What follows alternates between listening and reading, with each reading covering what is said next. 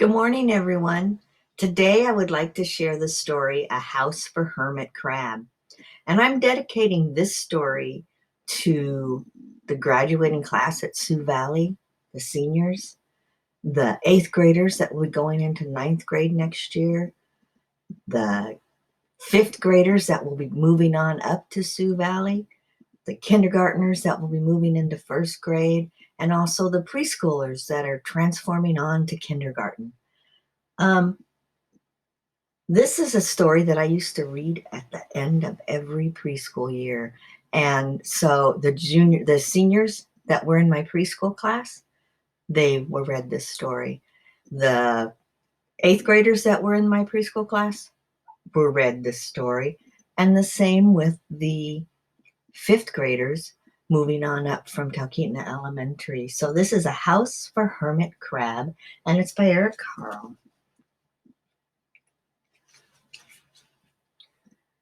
Time to move, said Hermit Crab. One day in January. I'm sorry, I'm going to have to read it this way because these words are real tiny. Time to move, said Hermit Crab. One day in January. I've grown too big for this little shell. He had felt safe and snug in his shell, but now it was too snug. Hermit Crab stepped out of the shell and onto the floor of the ocean. But it was frightening out in the ocean sea without a shell to hide in. What if a big fish comes by and attacks me, he thought.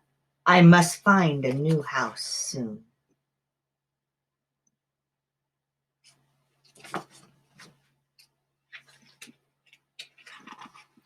Early in February, Hermit Crab found just the house he was looking for. It was a big shell and strong. He moved right in, wiggling and waggling about inside to see how it felt. It felt just right, but it looked so, well, plain, thought Hermit Crab.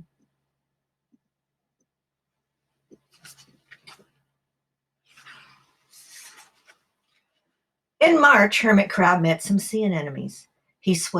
They swayed gently back and forth in the water.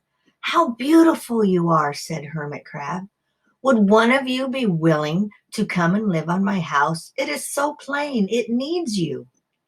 I'll come, whispered a small sea anemone. Gently, Hermit Crab picked it up with his claw and put it on his shell.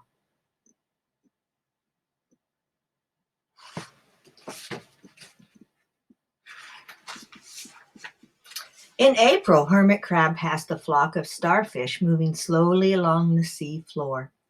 How handsome you are, said Hermit Crab. Would one of you be willing to come and decorate my house? I would, signaled a little sea star. Carefully, Hermit Crab picked it up with his claw and put it on his house.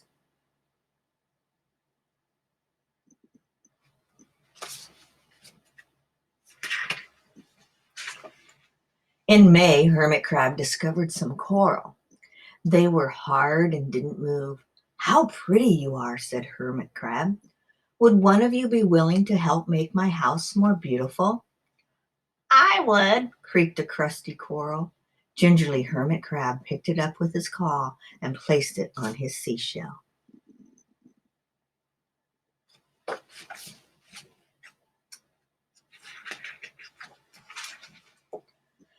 In June, Hermit Crab came to a group of snails crawling over a rock on the ocean floor. They grazed as they went, picking up algae and bits of debris and leaving a neat path behind them. How tidy and hard-working you are, said Hermit Crab. Would one of you be willing to come and help keep my house? I would, offered one of the snails. Happily, Hermit Crab picked it up with his claw and placed it on his shell.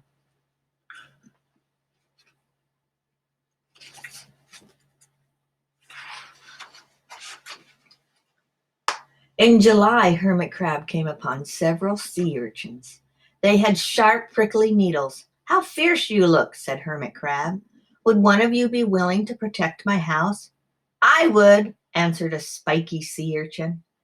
Carefully, gratefully, Hermit Crab picked it up with his claw and placed it near his shell.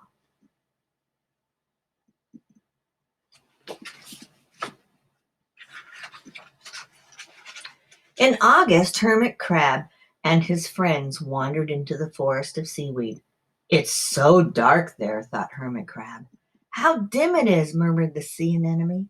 How gloomy it is, whispered the starfish. How murky it is, complained the coral. I can't see, said the snail. It's a night time, cried the sea urchin.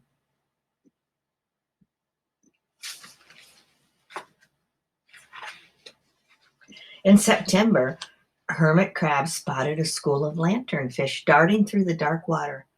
How bright you are, said Hermit Crab. Would one of you be willing to light up our house? I would, replied one of the lanternfish, and it swam near the shell.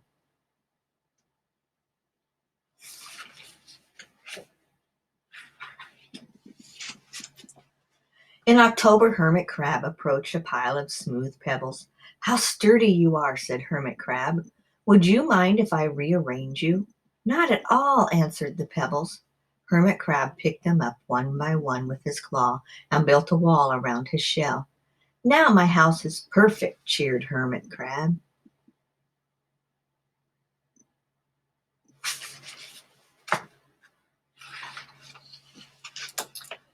But in November, Hermit Crab felt his shell seemed a bit too small. Little by little over the year, Hermit Crab had grown. Soon he would have to find another, bigger home. But he had come to love his friends, the sea anemone, the starfish, the coral, the sea urchin, the snail, the lanternfish, and even the smooth pebbles. They have been so good to me, thought Hermit Crab. They are like a family. How can I ever leave them?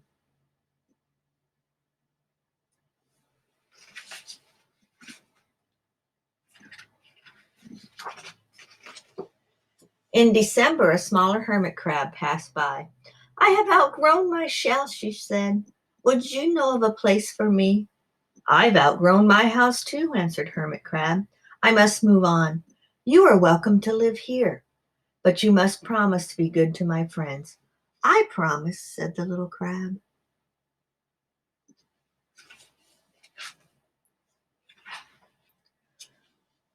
The following January, Hermit Crab stepped out and Little Crab moved in.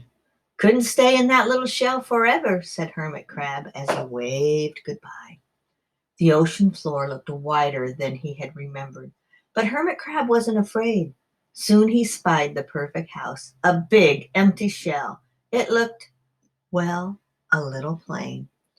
Sponges, he thought, barnacles, clownfish, sand dollars, electric eels. Oh, there are so many possibilities. I can't wait to get started.